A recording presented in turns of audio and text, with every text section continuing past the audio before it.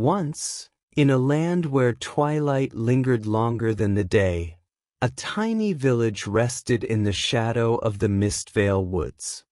In this village, a tale was whispered from one generation to the next, of a magical lantern that glowed with a ghostly light and guided lost souls to peace. The lantern was said to hang in the boughs of a silver tree deep within the Mistvale, a place few dared to tread. For while the lantern was a beacon of hope for lost souls, the forest was a place of curses, where shadows whispered and time ran strange. One fateful evening, a young girl named Elara, with raven-black hair and a curious heart, sat by the fire in her grandmother's cottage. Her grandmother, the village storyteller, spoke of the Lantern of Lost Souls as she always did on the eve of the Festival of Lights. "Do you know why we light lanterns, child?" her grandmother asked, her voice trembling with age. "To keep the lost souls from wandering into our homes," Elara replied, finishing the tale she knew by heart. Her grandmother nodded but added something new that night. "And to remind them there is still hope, even for the lost. But the lantern itself, it listens for the pure of heart. Only one who seeks not for themselves can truly wield its power." Elara's heart stirred.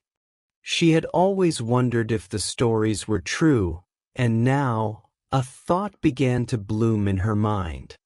What if she could find the lantern and use it to help her village?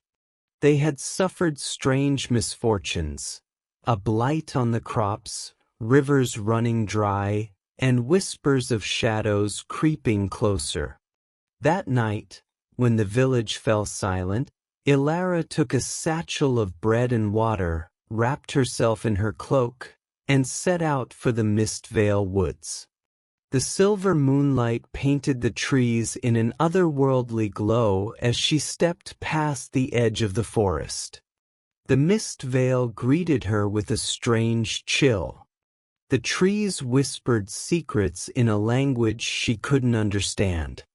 Yet, as fear nipped at her heels, Elara hesitated, but she closed her eyes and trusted her instincts, stepping lightly on the stones. They held firm beneath her feet. Next, she faced a clearing shrouded in illusions. She saw her village burning, her family crying out for her to return. Elara nearly ran back, but something deep inside her whispered, "This isn't real." She pressed forward, her resolve unbroken. Finally, she came to the silver tree. It stood tall and gleaming, its branches holding a lantern that shone like a captured star. Yet the path to the tree was guarded by shadows, whispering, twisting shapes that reached for her. The fox appeared again, standing between her and the shadows. "What would you sacrifice to carry the lantern, child?" "Anything," Elara said without hesitation. "Even yourself?" Elara swallowed hard but nodded. "If it means saving my village, yes." The fox smiled, and the shadows vanished. Elara reached the tree and grasped the lantern of lost souls. The moment her hand touched it, she felt warmth radiate through her, as though all the love and light of the world filled her heart. The lantern glowed brighter, and a soft voice whispered, "Guide us as we will guide you."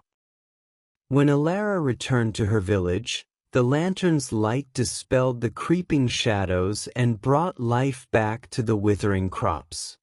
The villagers cheered, but Elara noticed something strange. She could no longer see her own reflection in the river.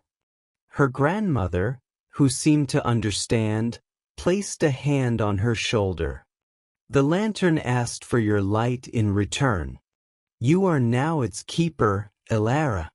From that day forward, Ilara wandered the world, carrying the lantern of lost souls, guiding the lost, both living and dead, back to peace. What do you think of the expanded story?